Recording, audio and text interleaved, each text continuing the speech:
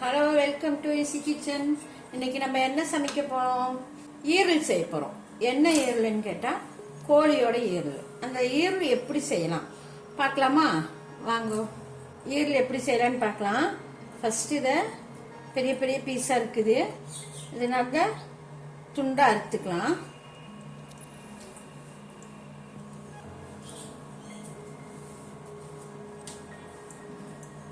இந்த பீஸ் இருக்கு பார்த்தீங்களா, இதை வந்து கிட்னி, இதை வந்து இப்படி அறுத்துக்கலாம்.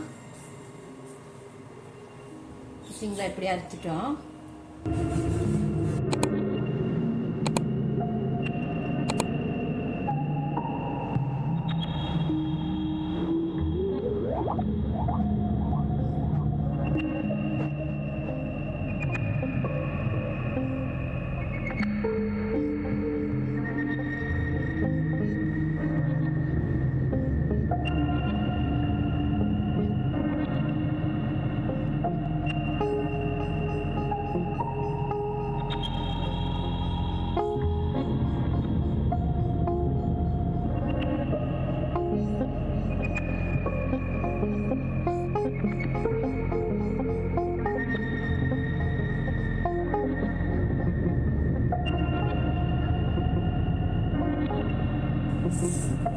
இப்போ இது சுடுதண்ணி ஊற்றி கழுவிக்கலாம்.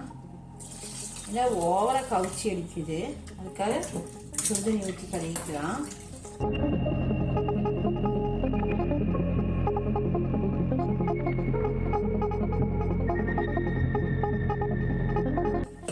எப்படி 4-5 தடவை, ஒரு 7 தடவையாவது கழுகணும். அப்போ தான் ஃபுல்லாக கவுச்சி போகும். சரிங்களா?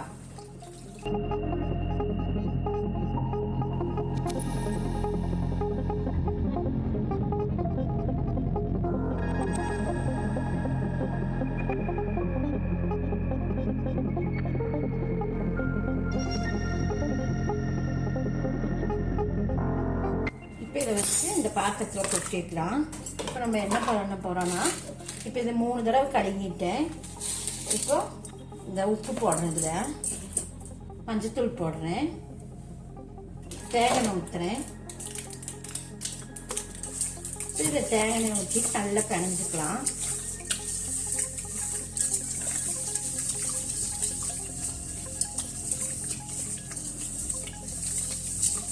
ஒரு 2 நிமிஷம் ஊறட்டும். அப்போ தான் இந்த கவுச்சியெல்லாம் போகும். இதில் தான் ஓவர், இந்த கோழி ஈரல் தான் ஓவர் கவுச்சியாக இருக்கும்.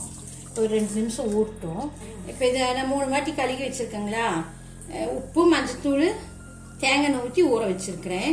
இதை வந்துட்டு நம்ம திரும்பி கழுகி எடுத்துக்கலாம்.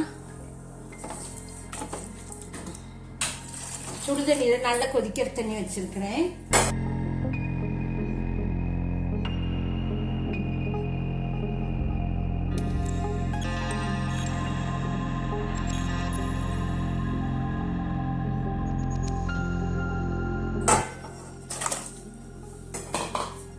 இதை திரும்ப கழுவிக்கலாம்.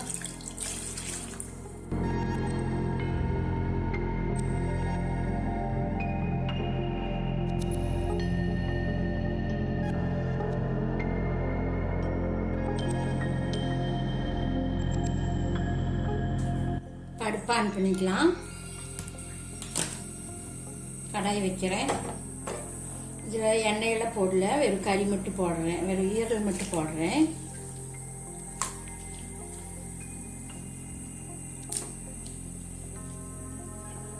இதில் இஞ்சி பூண்டு பேஸ்ட் போடுறேன். இல்லை கொஞ்சமாக மஞ்சத்தூள் போடுறேன். உப்பு, இதுக்கு அளவாக உப்பு போடுறேன். இதுக்கு அளவுக்கு கொஞ்சம் தண்ணி ஊற்றிக்கலாம்.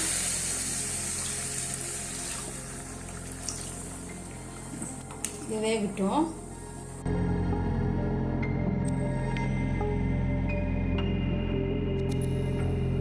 இது மூடி வச்சிடலாம்.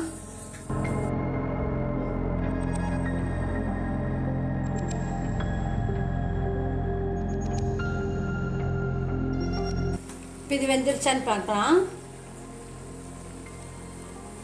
வெந்திருக்குது. இப்போ நம்ம அடுத்தது என்ன செய்யலான்னா, குருமிளகு தூள் இருக்குது பார்த்தீங்களா, குருமிளகு பொடிச்சு வச்சுருக்குறோம். இதுக்கு தேவையான அளவு உங்களுக்கு காரத்துக்கு தகுந்த மாதிரி நீங்கள் கொஞ்சம் குருமிளகு போட்டுக்கலாம்.